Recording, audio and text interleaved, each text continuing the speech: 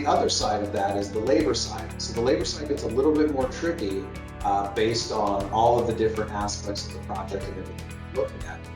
But you can do a very similar filter on the project. So if I say I'm going to go to the Washington office, which is where I look at most of my work, and say I want to look at a job that has a certain square footage, under floor plates of 20,000 square feet. And then we want to look at shore heights, because shore heights is a big deal when it comes to production. I want to look at everything that's 10 square feet. And then, same thing, I'm going to look at flat slab or type structures, because the structure design makes a big difference. Well, now I can go take a look at this, and I'm looking at square foot productions, which means that this is how fast we can install formwork.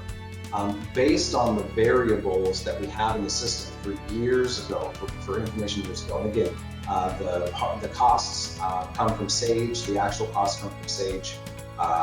We have appended on information that comes from Excel and SQL on this report as well.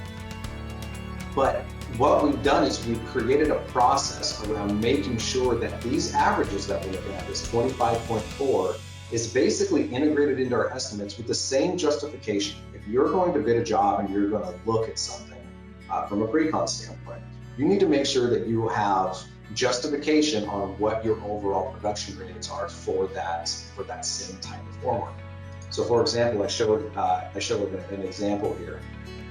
This is a project that we did a few years ago that I'll refer to a couple times. But what we did is we looked at past histories, what we did on these jobs and what we're bidding at. And the big thing that we come out of this is this right here. Based on all of our past jobs and based on the information that we're bidding on this job, how close are we getting? How much risk is on this job based on how we're bidding it right now versus what we bid before? Right now, this says that we're 10% over what our average for our past costs are. That just lets me know really how close we are, especially as you do bid reviews and you're trying to show this information to senior management. And if you're going to go chase a job, how close you're going to end up getting, it really just allows you to really define how much risk is really on the job and how fast you're trying to go based on those histories. And so I know a lot of estimators, they live in Excel, they use Sage estimating, they're trying to get to that magic number.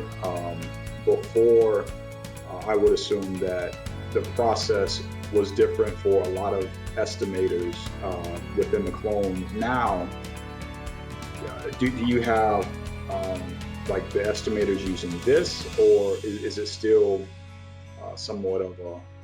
No, so the estimators need to use these reports. They need to pull those histories and put them into the estimate to make sure that, again, as you do your review, everything's in line with the past costs. And what it was before that we were able to go back and look at all this, it was a lot of just like manual data mining. A lot of going through and trying to look at projects and try to look at, you ask the people who have been around, hey, have you ever seen this condition before? How did we bid it before? And you're really spending your time, instead of analyzing the information, you're spending time just looking for information.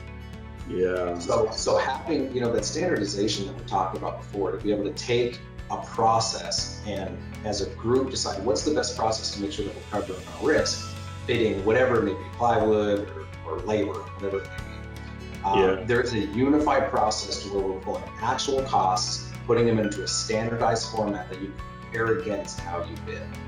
And that's really what we wanted to do. That's kind of the goal, is to show a way that you can take data, but then integrate it into your actual business workflows and utilize business intelligence to go make money, or maybe sometimes just to cover your risks.